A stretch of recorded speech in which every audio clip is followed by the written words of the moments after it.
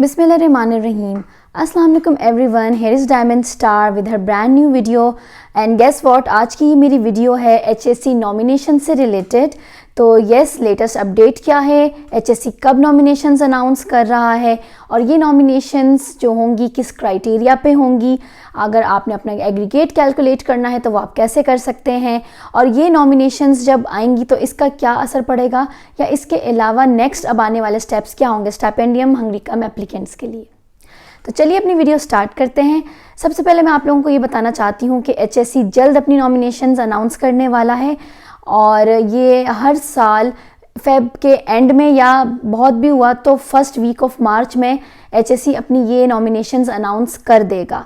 अब ये जो HSC ने अनाउंस करनी है नॉमिनेशंस, ये किस क्राइटेरिया पे होंगी, तो याद रखिए अब आपने जो टेस्ट दिया था बैचलर्स वाले बच्चों ने USAT का और मास्टर्स वाले बच्चों ने PhD और मास्टर्स के लिए, तो उन्होंने हैट का टेस्ट दिया था, इसका 50% इस मार्क्स के जो है ना काउंट होंगे, और 50% जो आपकी लास्ट डिग्री थी बैचलर्स वालों के लिए FSc, मास्टर्स वालों के लिए बैचलर्स और PhD वालों के लिए मास्टर्स, तो उसका 50%. तो ये 50% जो है ना वेटेज काउंट होगा और आपका एग्रीगेट बनेगा.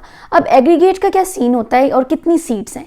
हर साल 200 सीट्स होती थी, बट इस दफ़ा 400 सीट्स कन्फर्म हो गई हैं, क्योंकि रिसेंटली ये हुआ था कि हमारे फॉरेन मिनिस्टर बिलावल भुट्टो साहब यहाँ पे आए और उन्होंने ये जो अनाउंस हुआ था पहले इसको ऑफिशियली साइन कर दिया है. तो इंशाल्लाह इस दफ़ा 400 सीट्स ही होंगी, तो चांसेस बड़े ज़्यादा हैं आप लोगों के, तो इतना ज़्यादा घबराने की बात नहीं है. इसके अलावा अच्छा, अब ये जो सीट्स की डिस्ट्रीब्यूशन है वो कैसे होगी, चलें वो तो मैं आप लोगों को बता देती हूँ कि बैचलर्स मास्टर्स PhD इन सब की अलग अलग सीट्स होती हैं, उसमें कोई इंटरफेरेंस नहीं होगी.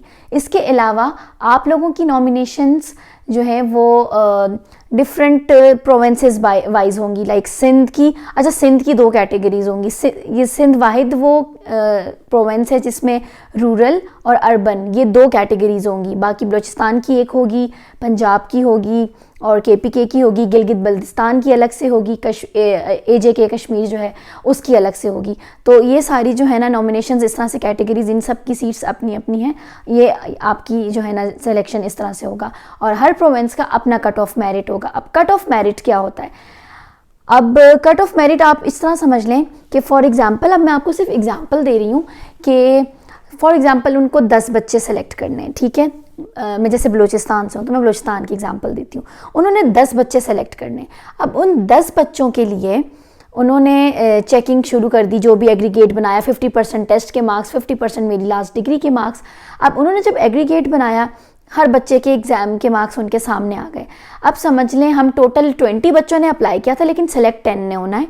तो होगा ये कि इस ग्रुप के लिए जो बलूचिस्तान के बच्चे हैं, इसके लिए वो क्या करेंगे, अब देखेंगे कि किस बच्चे के कितने मार्क्स हैं.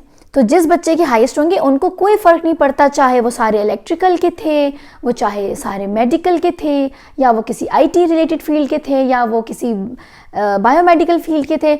अगर वो बच्चा उस मेरिट पे आ रहा है, सबसे पहले जिसके हाईएस्ट मार्क्स हैं वो आ गया, फिर अगले बच्चे के करते करते उन्होंने अपने पहले 10 बच्चे निकाल लेने, इर्रिस्पेक्टिव ऑफ दिस फैक्ट कि वो किस फील्ड का है. फील्ड मैटर नहीं करती अनलेस हम कैटेगरीज, हाँ बैचलर्स मास्टर PhD ये अलग अलग होगा. फील्ड की कोई कैटेगराइजेशन नहीं है या सीट्स फिक्स नहीं है.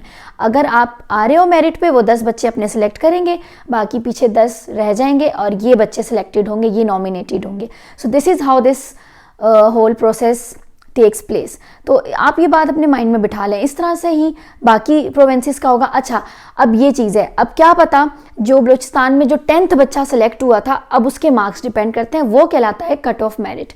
जो फॉर एग्जांपल 10वां बच्चा सेलेक्ट हुआ है, उसके मार्क्स अगर मैं कहती हूँ 83% एग्रीगेट बन रहा था, तो वो HSC मेंशन करेगा कि बलूचिस्तान का कट ऑफ मेरिट मास्टर्स के लिए 83% था, कि 83 पे हमने आखिरी बच्चा अपना सेलेक्ट किया है. ठीक हो गया. इसी तरह से आपके बैचलर्स का होगा, आपकी PhD का होगा, आपके बाकी प्रोविंसेस का भी होगा. तो ये तो होगी नॉर्मल जो बच्चे आराम से सेलेक्ट होंगे या नॉमिनेट होंगे, जो कि फेब के लास्ट डेज में या फर्स्ट वीक ऑफ मार्च में अनाउंस हो जाएंगी नॉमिनेशंस.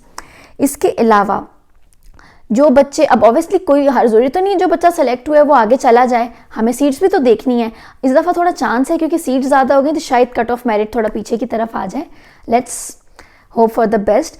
तो इसके अलावा जो ऐसे स्टूडेंट्स होते हैं जिन्हें कंडीशनली नॉमिनेट किया जाता है, वो ऐसे स्टूडेंट्स होते हैं कि खुदा ना खास्ता कोई बच्चा है, उसकी इमरजेंसी होगी, या बच्चे 2-3 जगह अप्लाई करते हैं, वो बच्चा किसी और फील्ड को ऑप्ट कर लेता है, तो इस केस में वो फिर कंडीशनली नॉमिनेटेड स्टूडेंट्स को देखते हैं और उनको ऑफर करते हैं। तो वो आपको एक तरह से लटकाने वाला सीन होता है कि आपका बनी सीट तो बन गई अदरवाइज, लेकिन बहुत कम चांसेस होते हैं, इसलिए ज़्यादा हाई होप्स नहीं रखनी है आपने अपनी इसके लिए।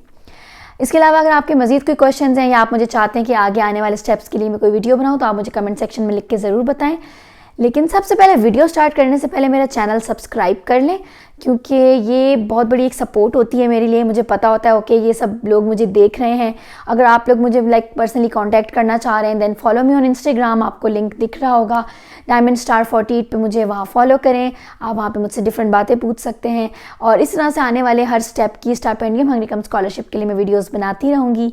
तो आई होप आपको आज की मेरी वीडियो इन्फॉर्मेटिव लगी या आपके लिए यूज़फुल थी। So, Allah Hafiz until next video.